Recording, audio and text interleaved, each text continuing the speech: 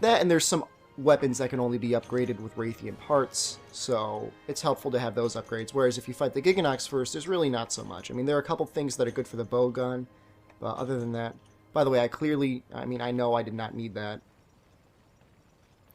The whetstones there, those were completely unnecessary. See, all you do is you just go to Item Give, and once he's done scrounging around for herbs... Come on, Cha-Cha. Come on, Cha-Cha. There you go. And you could actually, like, line up a queue of well-done snakes. I'm only going to feed him 2, only because I don't want to bore you guys to death. But it's just extremely helpful. Uh-oh. I was going to use rations, but I guess I'm going to use this well-done steak. By the way, I know exactly where the Raytheon spawns because I checked my ecology videos. And so I'm just going to get myself right to that area. Well, I brought exhaust shots. These are a pretty cool shot to use on Raytheon because it'll actually exhaust her and give you plenty of time to do plenty of damage. You know what? I think I wanted to bring mite seeds too, but I forgot. Oh well.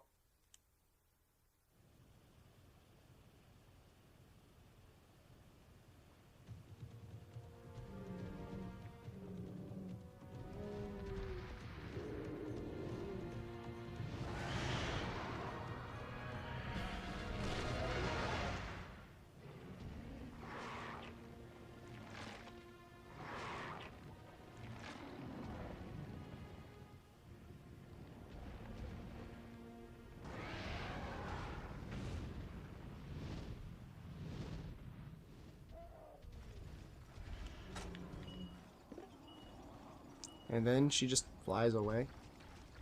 It's kind of rude. And there's still meat on the Apanoth?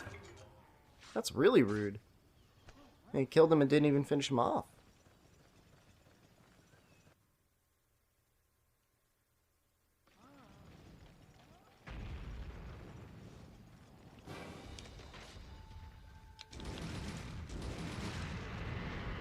Of course, I have a shield on this, so I'm going to go ahead and actually block the screen.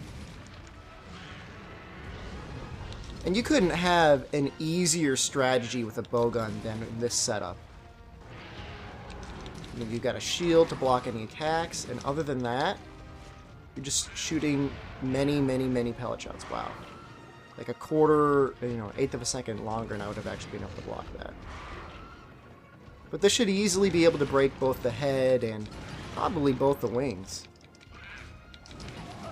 Yeah, the worst part about Cha-Cha, the only downside, and there is only one downside, is if you have pellet shots with a bowgun, sometimes he'll get hit by your shots rather than the monster getting hit by the shots. And that can be a pretty considerable reduction in damage, because the only difference between pellet shot level 2 and pellet shot level 1 is one extra shot coming out.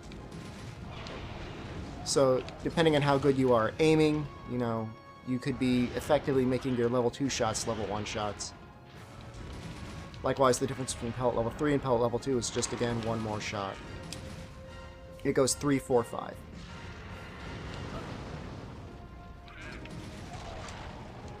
So the head is already broken. That was pretty easy. Of course, the head takes a lot of damage. It especially takes a lot of slashing damage. So when you have or slashing or impact damage. So if you have a melee weapon, you really want to be aiming for the head as much as you possibly can, which I will be hoping to demonstrate as much as possible with the other weapons.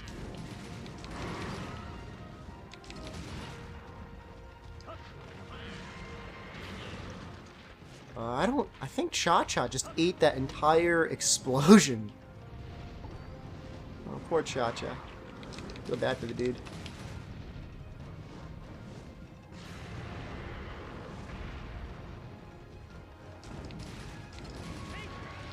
And the nice thing about this setup, wow, is even though it has like really bad deviation, because you're using pellet shots, you can barely even tell.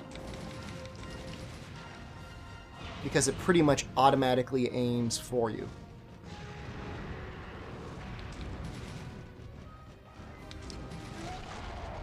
Okay, so there's a wing.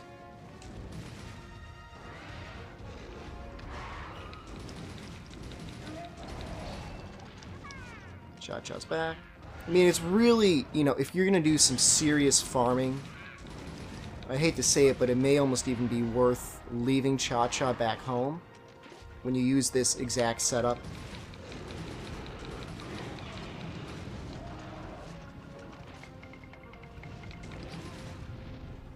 Even when he tries to dance, he accidentally gets shot. Sorry, Cha-Cha. Okay, so we're almost out of pellet level 2, but that's okay. I think after this I'm going to hit him with my exhaust shots.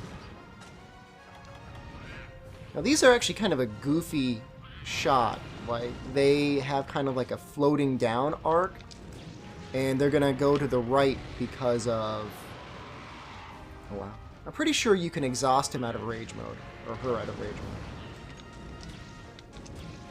I think they also like kind of pierce the body a little bit. I think they can hit more than once. I don't know. I haven't played with them nearly enough to know everything you need to know about exhaust shots, but just know that they basically are a shot that does some damage and just a little bit of KO damage as well. If you hit in the head enough, you can actually knock out the monster. I'm not really aiming for the head. I'm not really expecting to get a knockout. But you can see there was a flash of yellow. That was the knockout effect. And she might actually be getting tired.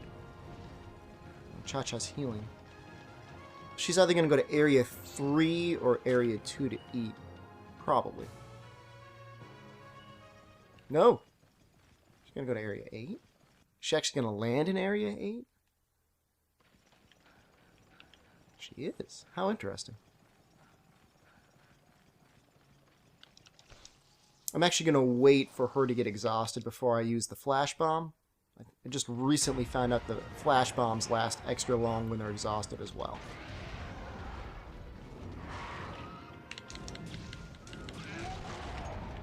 I think that was a wing. Was that a wing? Yeah, it had to have been the other wing.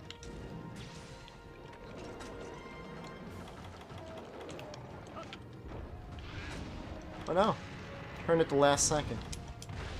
And now I'm diving for no particular reason. I mean, the fun thing about the Bowgun is, like, when they're exhausted, you don't even have to worry about getting them in a trap. By the way, with cluster shots, you kind of want to aim for her back. It's going to be really hard with this Bowgun. That's right, when she's exhausted, she doesn't actually shoot fireballs. She tries. It doesn't work. I'm gonna switch back over to our pellet shots. This is actually kind of convenient. We'll take out all these Jaggies anyways.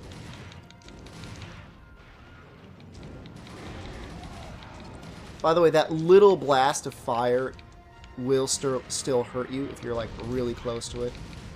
So don't get cocky and think that it won't do anything to you if you have like a lance or a greatsword and you're like right up in her face.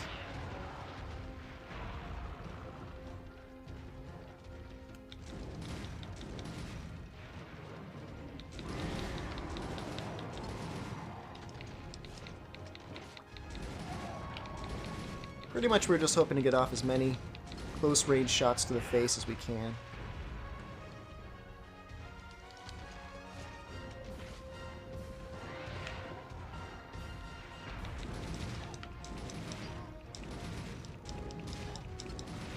It's interesting that they give you thunder shots, even though it's basically impossible to have thunder, having a thunder element bowgun at this point in the game. I mean, unless you've had the most lucky drops from Legia Crust in the Repel quest ever, you just wouldn't have the stuff available for it. Okay, so 9 minutes and 30 seconds.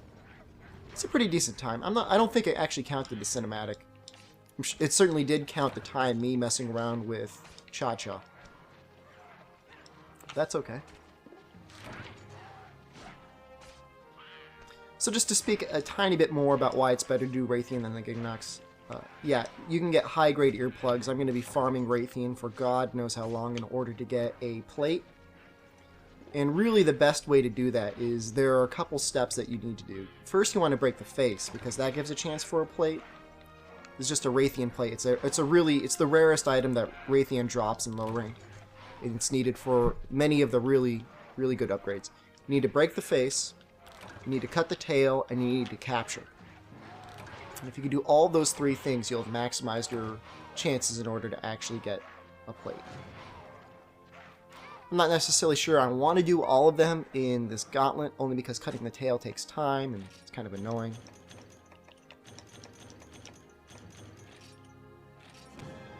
Okay, I'm going to take it easy because I know that there's going to be a lot of talking. Because this is actually the only quest you need to do in order to open up the urgent quest on fighting the Legiacrus.